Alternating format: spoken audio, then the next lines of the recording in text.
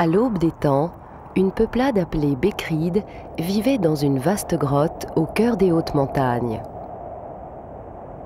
Leur souverain avait une très jolie fille du nom de Pyrène.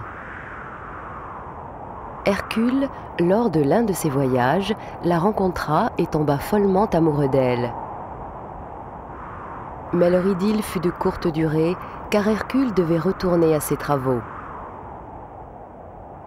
Pyrène, restée seule, s'aperçut qu'elle attendait un enfant. N'osant affronter son père, elle préféra s'enfuir. Au cours de sa fugue, un ours se jeta sur elle et la déchiqueta. Hercule entendit l'écho de ses hurlements et accourut à son secours. Mais il n'arriva que pour trouver le corps sans vie de sa bien-aimée. Fou de douleur, il entassa sans relâche rocher sur rocher afin de lui édifier un vaste tombeau. En son hommage, il prononça ces quelques mots. « Ces montagnes dans lesquelles tu dors pour l'éternité s'appelleront dorénavant Pyrénées. »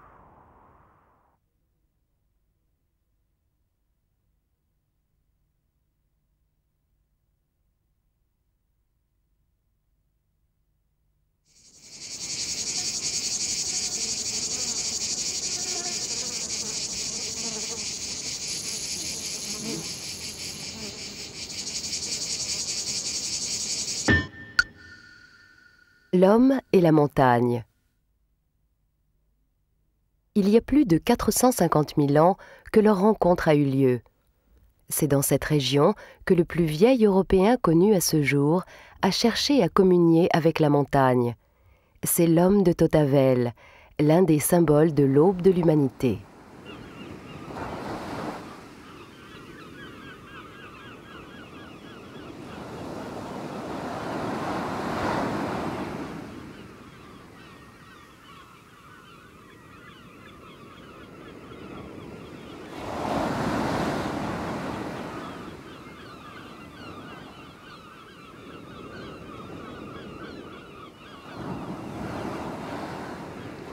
La mer Méditerranée donne naissance aux Pyrénées.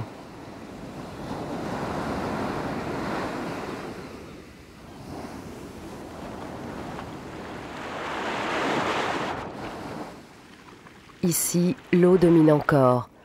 La montagne n'en est qu'à ses balbutiements, mais très vite, elle cherche à s'imposer.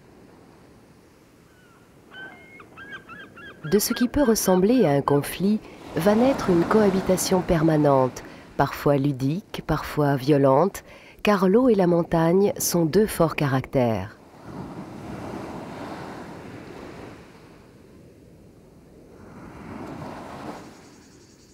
Dans les Pyrénées orientales, le soleil est roi. Les bienfaits qu'il prodigue à la terre et la qualité du sol sont propices à la culture et à la végétation. La garrigue, omniprésente, en est le témoignage. La vigne, héritage romain, est prédominante. C'est pour s'adapter au relief qu'elle est cultivée en terrasse. Banyuls, Rivesaltes, Collioure sont autant de villes renommées pour leurs vins, qu'ils soient rouges ou blancs, de table ou d'apéritif. Il est très fruité et d'une grande finesse.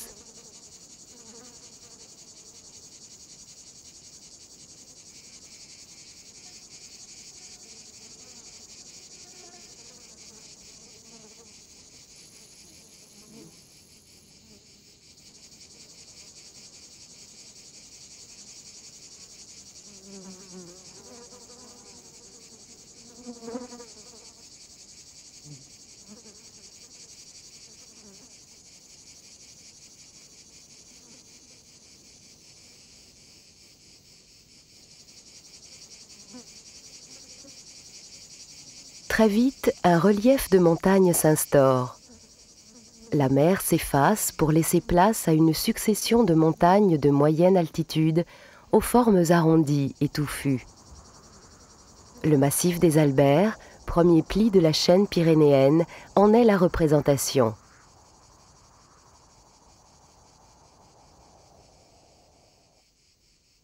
Ça et là, les vallées ponctuent le paysage. Les premières montagnes rocheuses apparaissent rapidement, mais la végétation y garde largement ses droits.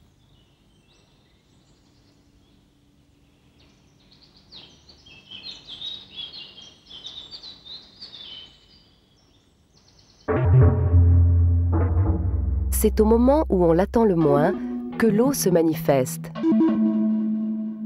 Résultat surprenant d'un long travail d'érosion, les orgues d'Isle-sur-Tête offrent un spectacle grandiose.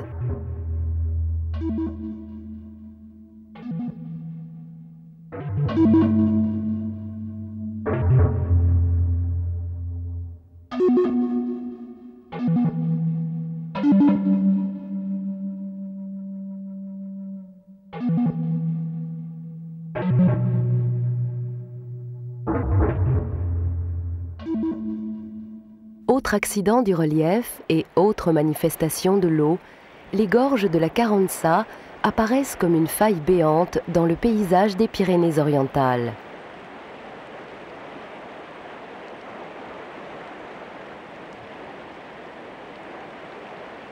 Cette fois-ci, la relation entre l'eau et la montagne devient un jeu. Le ton est donné. C'est de cette complicité que vont naître les plus beaux sites pyrénéens.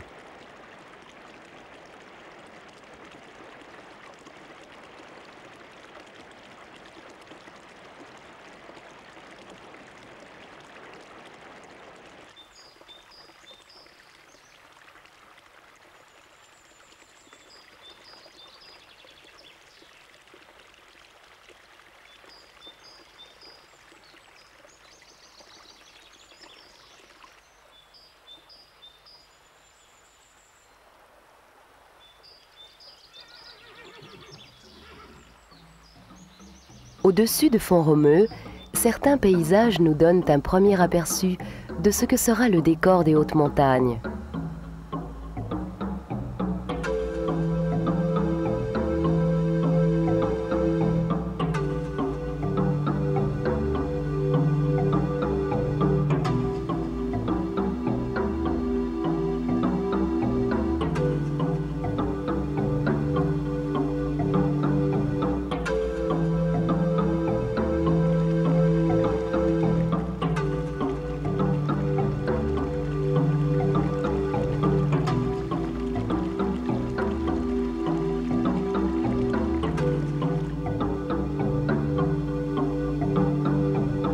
Le lac des Bouillous, à plus de 2000 mètres d'altitude, est un site naturel classé de 1800 hectares, comprenant plusieurs lacs et étangs.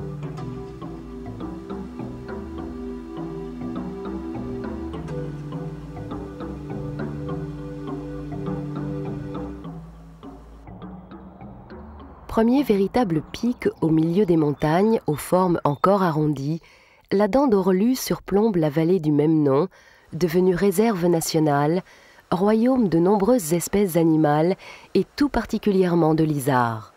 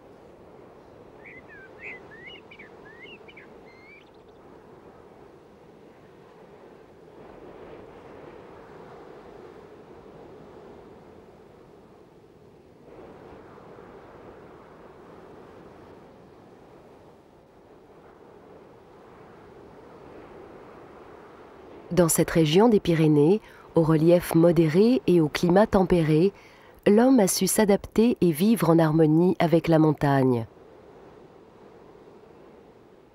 Rares sont les vallées au sein desquelles aucun village ne se soit implanté.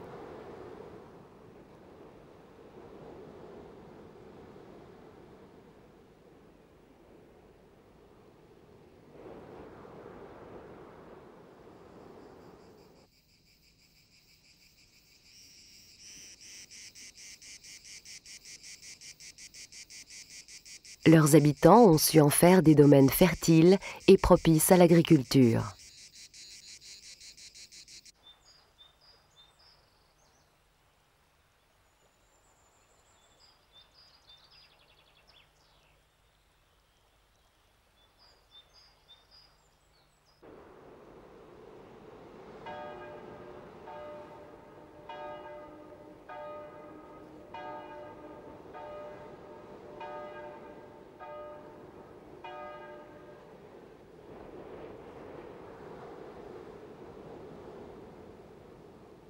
L'adaptation des habitations au caractère accidenté du terrain amène parfois à des résultats spectaculaires.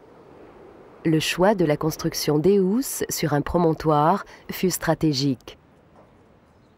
En effet, à la place de cette église, trônait au Moyen Âge un château.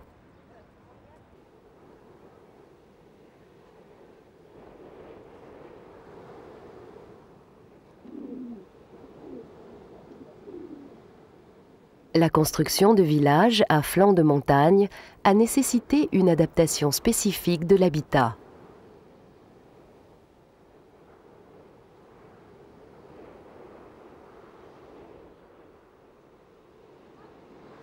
La maison typiquement ariégeoise est bâtie à partir de matériaux de base trouvés sur place: calcaire, granit, schiste, ardoise, bois ou cailloux.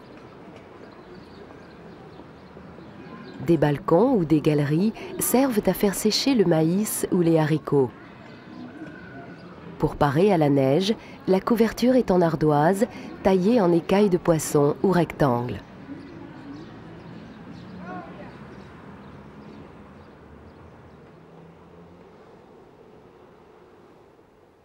Dans la région du Couserans, en dehors des villages, on rencontre fréquemment des granges servant à stocker le foin. Certaines servaient également d'habitation pendant la transhumance.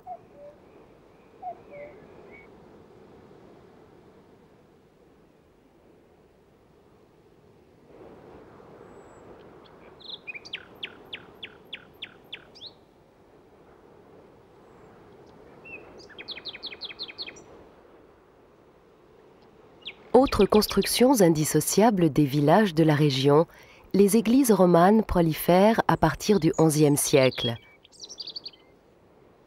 Elles se caractérisent principalement par une grande rusticité. Leur seule parure est une dentelure de minces arcades.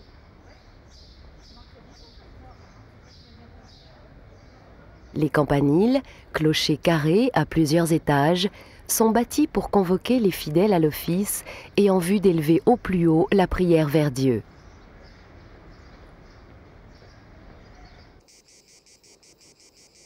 Le prieuré de Serre-Rabonne présente de nombreuses références à l'art oriental.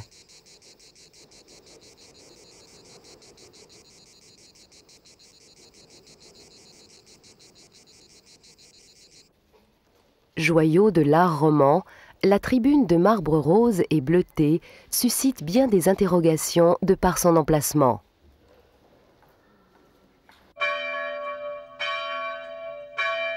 Située au sommet d'une montagne, accessible au prix d'une longue marche, l'abbaye de Saint-Martin du Canigou inspire le calme, la sérénité, le recueillement.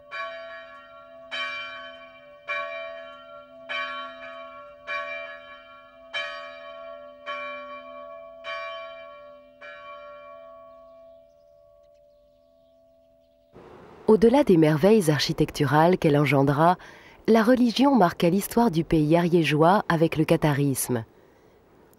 À la fin du XIIe siècle, l'Occitanie était une région prospère où transitaient tous les pays. La société occitane accueillait favorablement les idées nouvelles de la religion cathare. Celle-ci reposait sur un idéal de pureté, de charité, de chasteté et de non-violence, reflet d'exigences évangéliques strictes. Mais l'Église catholique, apeurée par cette quête de perfection, les jugea anticléricaux et hérétiques. De 1209 à 1229, une guerre sainte fut lancée contre eux et s'acheva dans le feu et le sang. De tous ces châteaux, le plus célèbre fut Montségur, dernier bastion de la résistance cathare.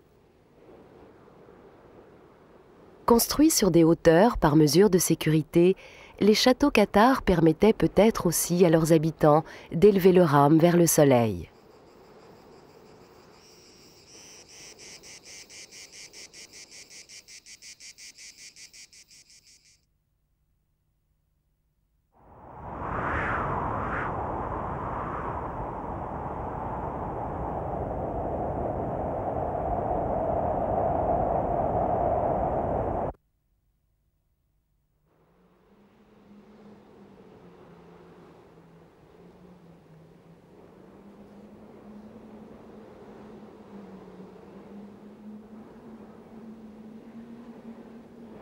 Rendue célèbre par le Tour de France, l'école pyrénéen vibre chaque année depuis 1910 au passage de ses coureurs. Transition obligatoire entre la moyenne et la haute montagne, l'école des Pyrénées n'en demeure pas moins un univers à part entière. Sorte d'hybride géographique, il annonce des hautes altitudes les lignes agressives et l'accès difficile, tandis que des basses altitudes, il conserve l'aspect verdoyant et les formes arrondies.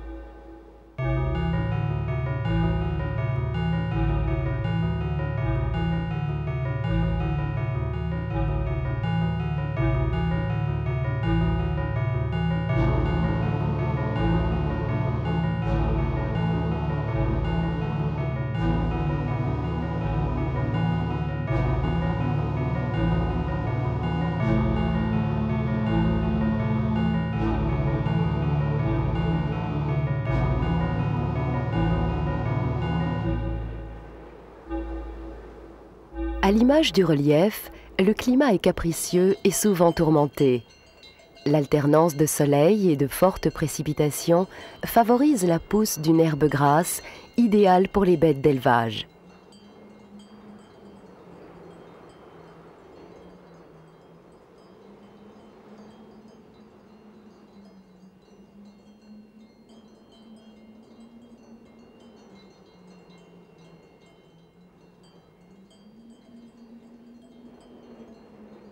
Les véritables habitants des cols, ce sont eux, les animaux qui composent les innombrables troupeaux laissés en liberté par leurs propriétaires. Il n'est d'ailleurs pas rare de les voir investir les routes sinueuses qui mènent d'un versant à l'autre des montagnes.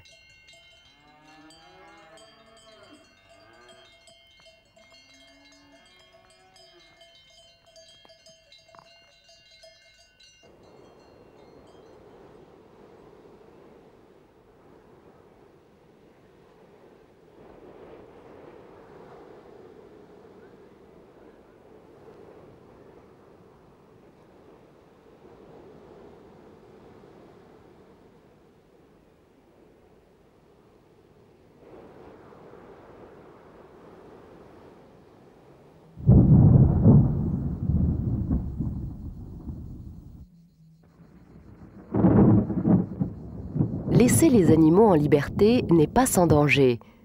Ils sont à la fois soumis aux conditions climatiques et à la menace des prédateurs.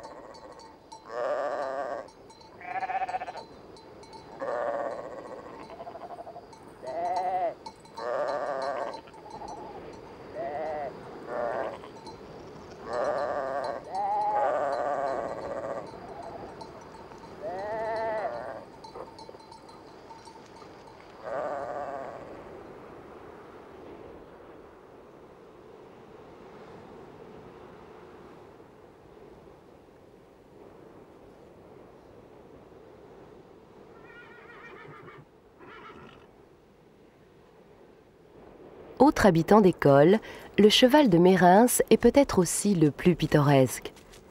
Ce petit cheval barbu, robuste et rustique, a failli disparaître et ne doit sa survie qu'à la détermination de quelques éleveurs passionnés.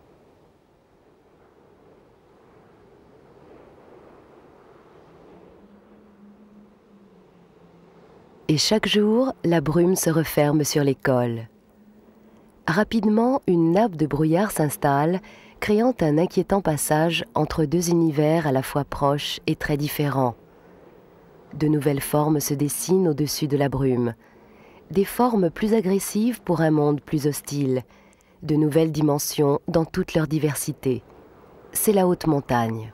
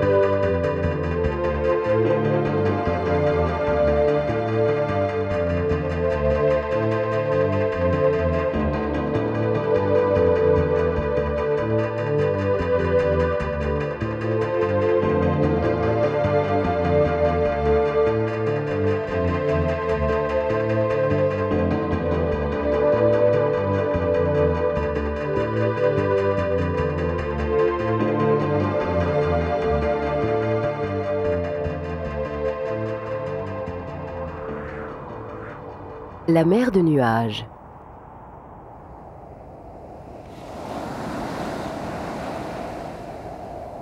Elle représente l'ultime barrière à franchir pour accéder à un domaine privilégié. C'est celui de la beauté extrême, du paysage illimité. C'est aussi celui du silence, seulement troublé par le souffle du vent. Ce spectacle ne peut qu'inspirer l'humilité. Ces sommets imposants forment le toit des Pyrénées. Leur altitude élevée leur vaut l'appellation de 3000. Dominés par l'Aneto, qui culmine à 3404 mètres, les Pyrénées comptent parmi leurs plus hauts sommets le Vignemale, le Mont Calme ou encore le pic du Midi de Bigorre, particulièrement connu pour son observatoire.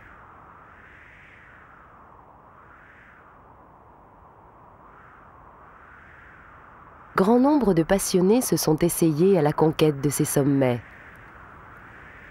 Certains ont payé de leur vie leur amour pour ces montagnes. D'autres ont décidé d'y vivre, comme le comte Henri Russel, alpiniste chevronné, devenu figure emblématique des Pyrénées lorsqu'il décida en 1890 de s'installer définitivement dans une grotte du Vignemale.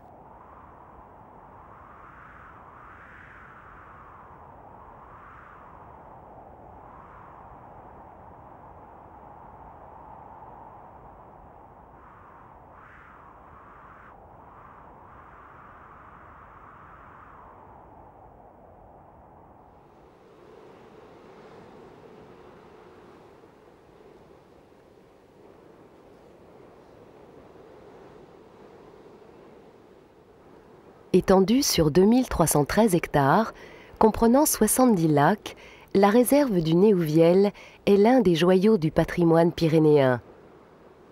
Elle abrite de nombreuses espèces animales dont la marmotte est le principal représentant.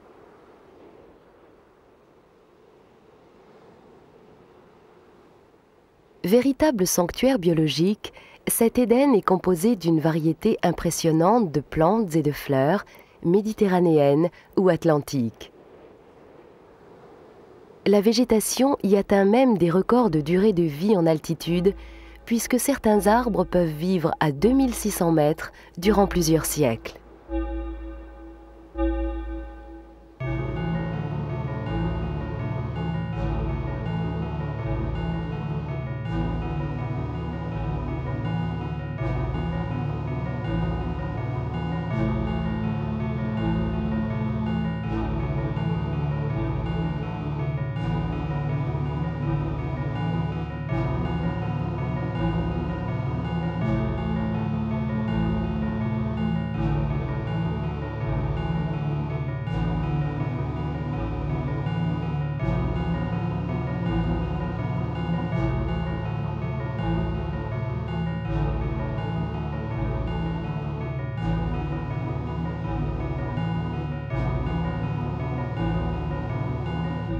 La beauté que révèlent les paysages de la réserve du Néouviel attire chaque année de plus en plus de visiteurs dans le parc national des Pyrénées.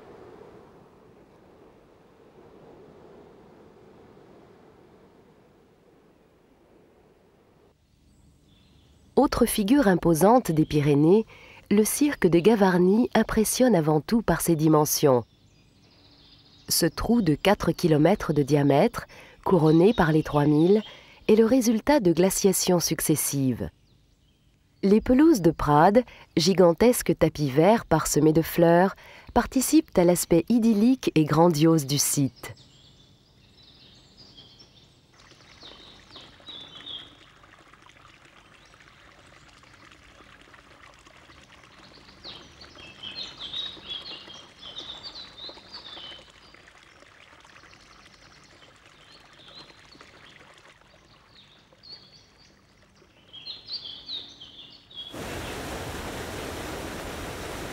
La cascade du cirque est considérée comme la plus haute d'Europe.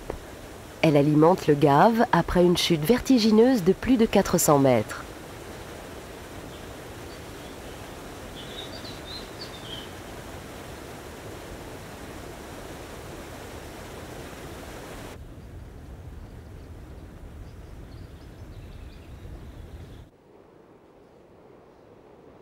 À quelques kilomètres à peine de Gavarnie, un autre cirque nous présente un spectacle tout à fait différent.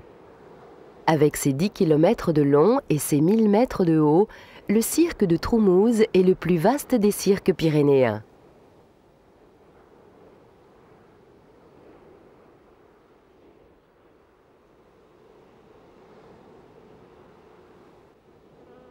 Imposant par le calme qui y règne, il est le paradis des animaux. D'une qualité que l'on dit exceptionnelle, l'herbe qui recouvre l'ensemble du site est idéale pour le bétail.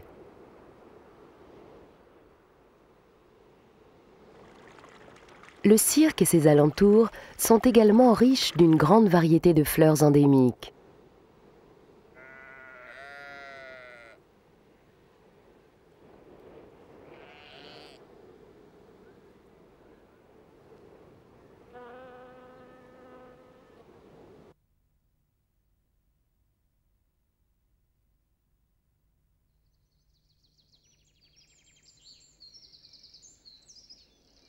L'épaisse brume qui stagne au-dessus de la forêt des Baronnies donne d'ores et déjà une idée du climat inquiétant qui y règne.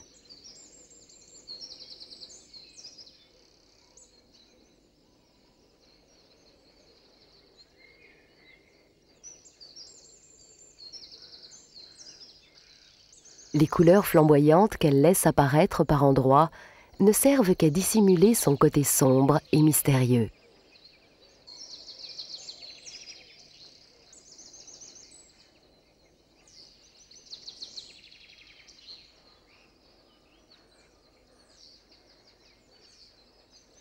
Au-delà de la complexité apparente de la végétation, la forêt renferme de nombreux recoins et autres cachettes souterraines. Plusieurs centaines de puits, de gouffres et de grottes parcourent son sous-sol. On se surprend parfois à s'imaginer rencontrant une créature mythique tapie dans les broussailles.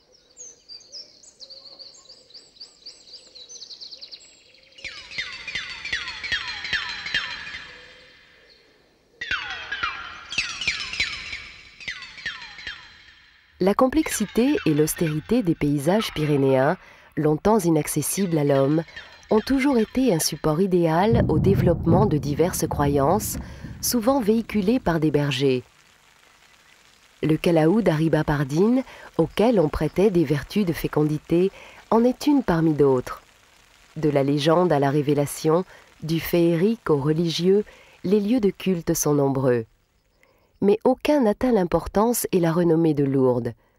Centre de pèlerinage de réputation internationale, la plus célèbre des villes pyrénéennes accueille chaque année 5 millions de visiteurs venus du monde entier.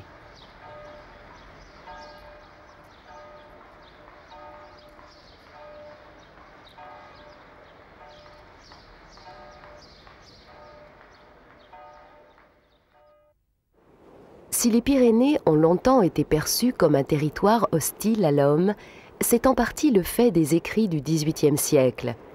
Le développement des moyens de communication et les encouragements de la médecine à respirer l'air pur des montagnes ont amené un changement des mentalités en favorisant l'essor de la randonnée pyrénéenne. Au début du XIXe siècle, les romantiques trouvent dans les Pyrénées de grandes sources d'inspiration. Le lac de Gaube en est la quintessence.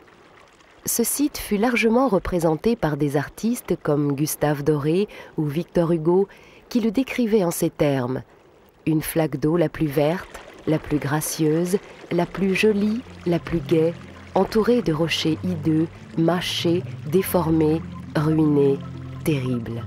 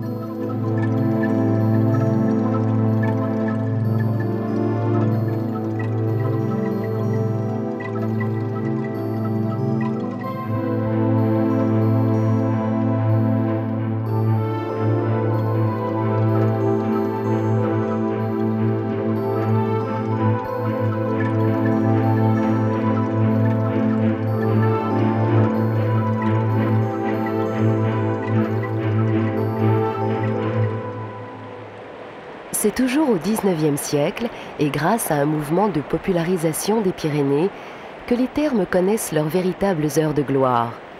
Mais déjà, au XVIIIe, certaines personnalités comme Henri IV, Rabelais, Montaigne ou Jeanne d'Albret fréquentaient les établissements thermaux.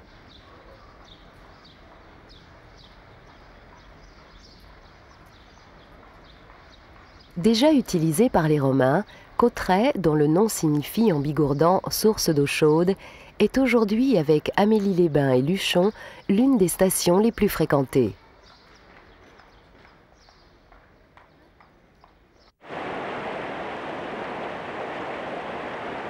Le site de Luz-Saint-Sauveur est particulièrement impressionnant par son caractère sauvage, en surplomb du Gave de Pau.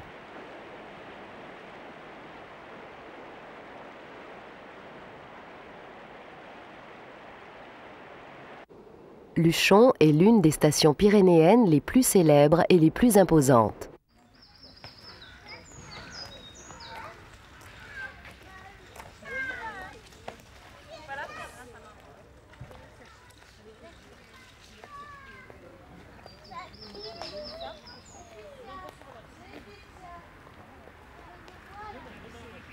Avec les thermes Chambert, le pavillon du Prince impérial et le Vaporarium, elle accueille plus de 22 000 visiteurs par an.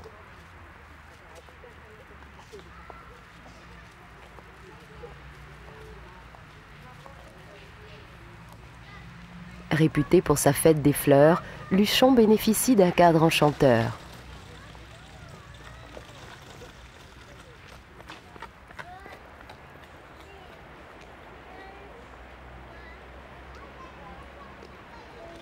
Les curistes peuvent déambuler dans le superbe parc des Quinconces de style anglais, réalisé en 1849.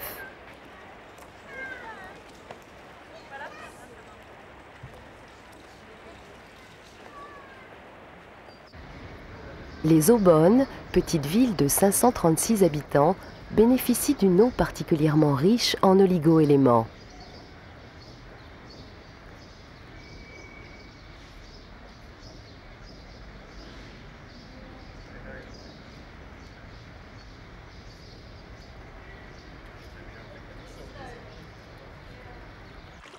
L'impératrice Eugénie a largement participé à l'urbanisation de la ville en créant la promenade qui porte son nom, mais aussi en rénovant le jardin anglais qui est l'une des fiertés du site.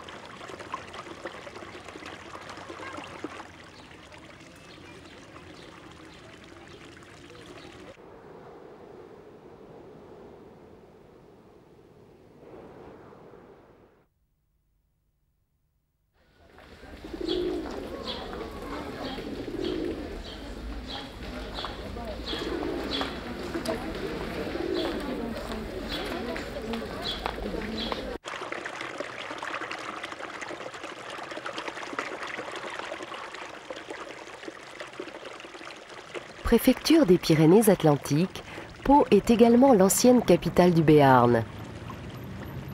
En effet, cette appellation n'est plus de rigueur, mais dans l'esprit et le cœur des Béarnais, elle sera toujours un symbole fort.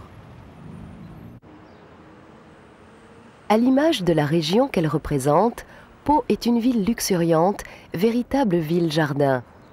Mais sa végétation abondante n'est pas le seul élément représentatif des Pyrénées-Atlantiques. Autrefois gaie de transhumance, elle est avant tout un site au passé historique qui inspire le respect et témoigne de son attachement à ses origines.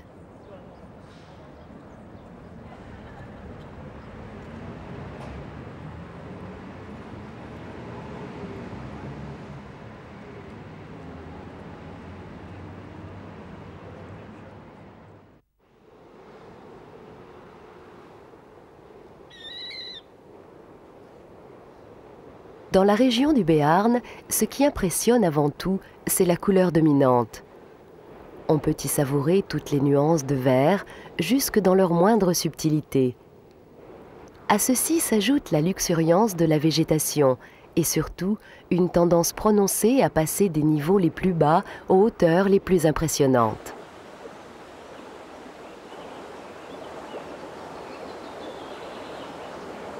Il est vrai que les gorges de Lourdios privilégient l'aspect bucolique de leur paysage et n'offrent qu'une vision relative de ces contrastes d'altitude.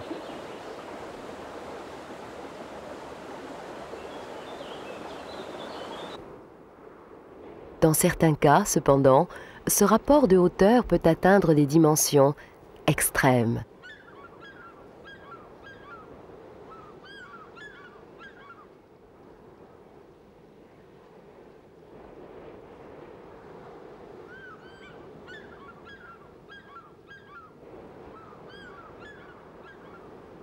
La passerelle d'Oladéby, dans le canyon d'Olsarté, est suspendue à plus de 150 mètres au-dessus du ravin. Les amateurs de sensations fortes lui préféreront les fonds des gorges pour y pratiquer le canyoning.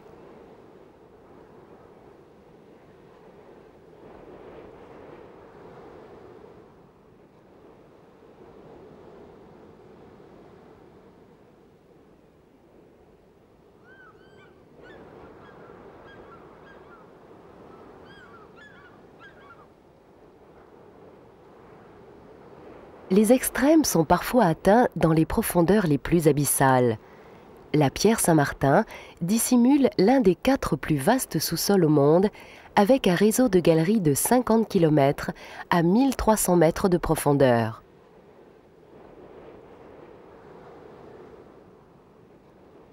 En surface, la pierre Saint-Martin, c'est cette gigantesque étendue de sapins et de rocs, ce paysage lunaire que l'on appelle le Lapias. Celui-ci a un nom bien à lui, les Arts, qui signifie en gascon la pierre, le rocher. Il est le plus étendu en Europe et le calcaire y expose ses formes les plus diverses.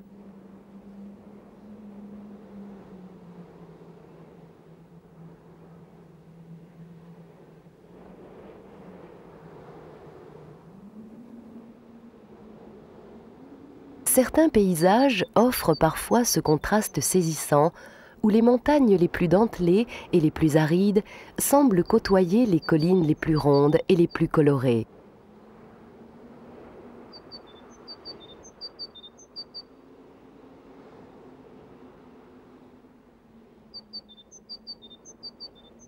Ce même contraste atteint son apogée avec les crêtes d'Iparla, où montagnes arides et couleurs vives fusionnent.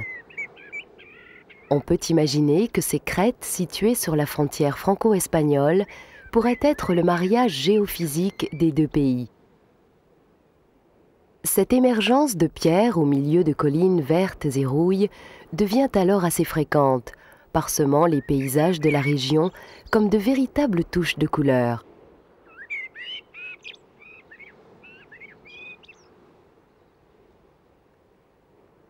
Les cols environnant le plateau d'Irati sont les lieux de prédilection des chasseurs de palombes. Mais au-delà de ces pratiques controversées, le plateau d'Irati offre un paysage où la douceur des lignes, les couleurs chaudes et la quiétude ambiante inspirent l'harmonie.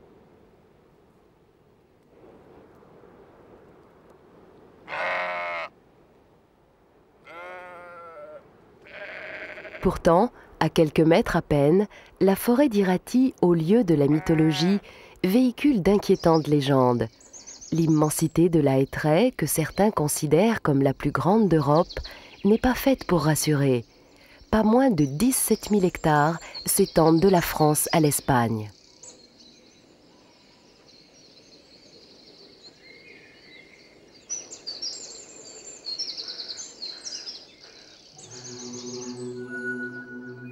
En langue basque, Irati signifie fougère.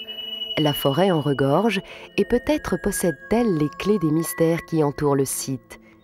Certains disent encore qu'elle est sous l'emprise de Bachadiaoun, le seigneur de la forêt, qu'elle abrite une myriade de génies ou autres laminacs et que Maïdé et Ménidé, génies de la nuit, seraient à l'origine de l'existence des cromlechs et de dolmens répartis sur l'ensemble du territoire.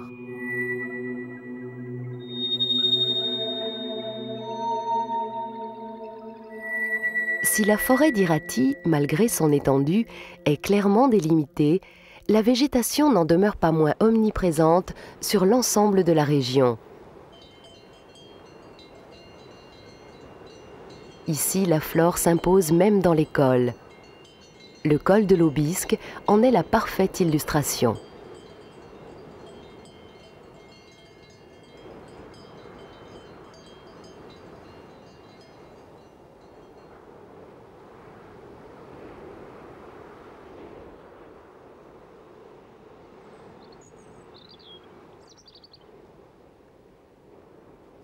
Les paysages de haute montagne, les pics aux sommets acérés, sont à présent définitivement révolus.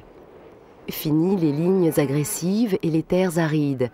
Les formes qu'affiche le relief sont résolument courbes et les terres fertiles. Cette fertilité et ce relief plus praticable favorisent l'implantation de villages au sein des vallées.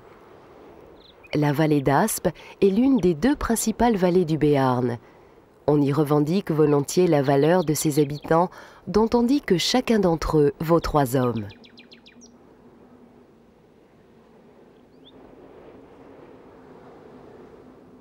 Sa voisine directe, la vallée d'Ossau, ne manque pas non plus de caractère. Au-delà de cette rivalité fraternelle, où chacun revendique ses propres valeurs, les Aspois et les Ossalois font preuve d'un même attachement pour leur terre.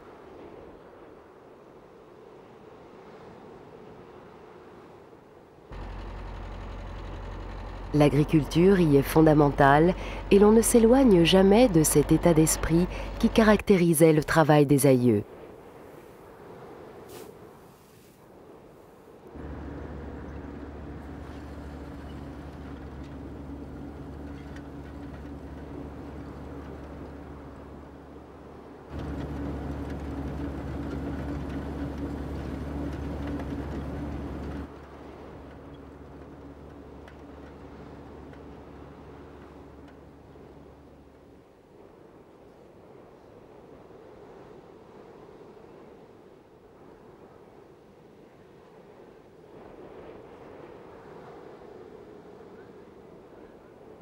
Autre tradition ancestrale, l'élevage fait partie intégrante de l'histoire et de la culture béarnaise. Pays de transhumance, il est également un important producteur de fromage, de brebis en particulier.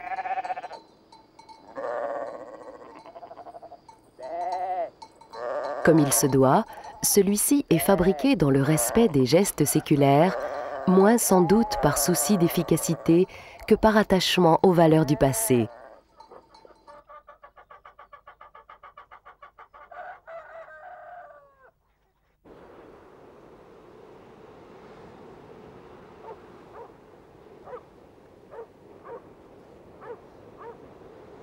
Il est difficile dans cette région si fermement attachée à ses racines de dissocier la tradition de la religion.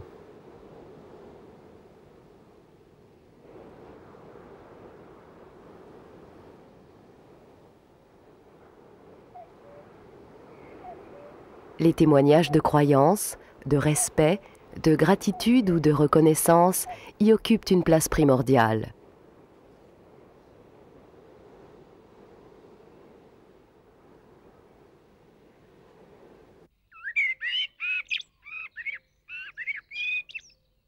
Les Pays basques cultivent un état d'esprit fort semblable.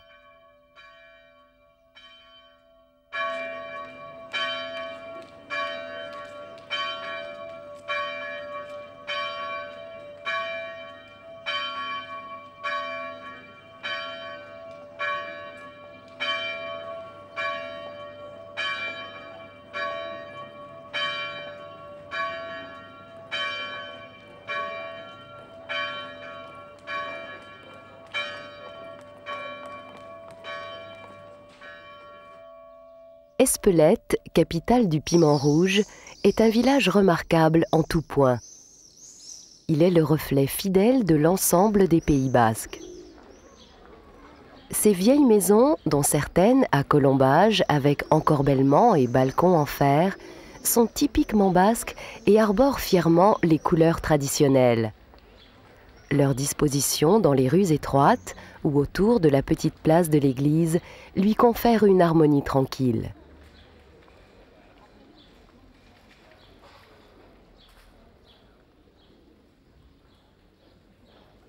Symbole du respect et de la sagesse, il apparaît comme un carrefour des générations, sans oublier l'inévitable fronton, emblème de l'identité basque que l'on retrouve dans chaque village.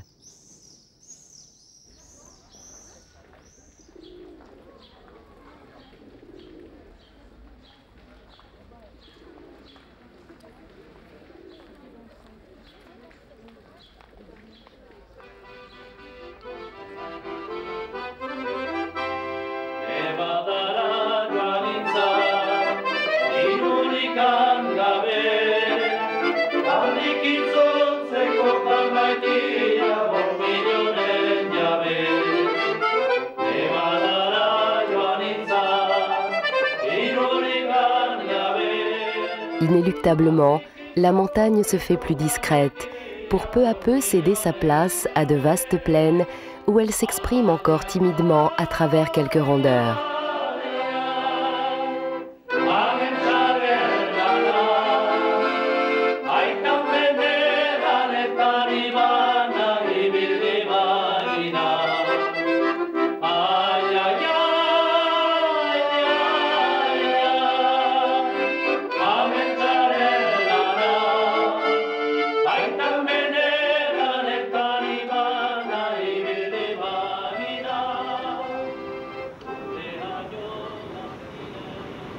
C'est ici que viennent mourir les Pyrénées. La rune, tel un fantôme, semble vouloir imposer son impressionnante stature. Pourtant, elle aussi va devoir s'incliner, car ceci est le domaine de l'océan.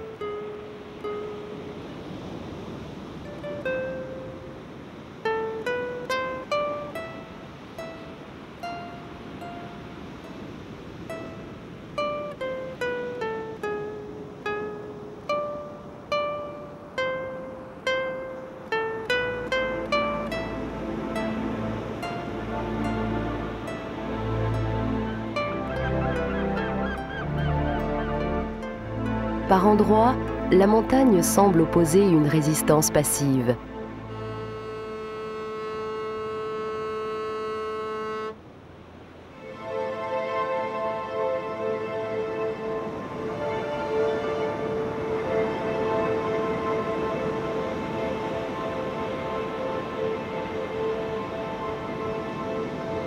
À d'autres moments, elle sort férocement ses crocs et ses griffes les plus acérées. Rien n'y fait.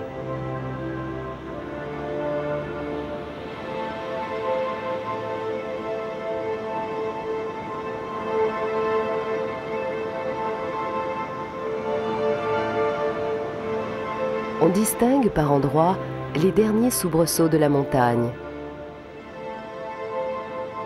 Puis l'on repense à ces moments interminables où elle jouait avec l'eau, discrète ou bruyante, et l'on se dit que plutôt qu'à une mort, nous assistons peut-être à d'émouvantes retrouvailles.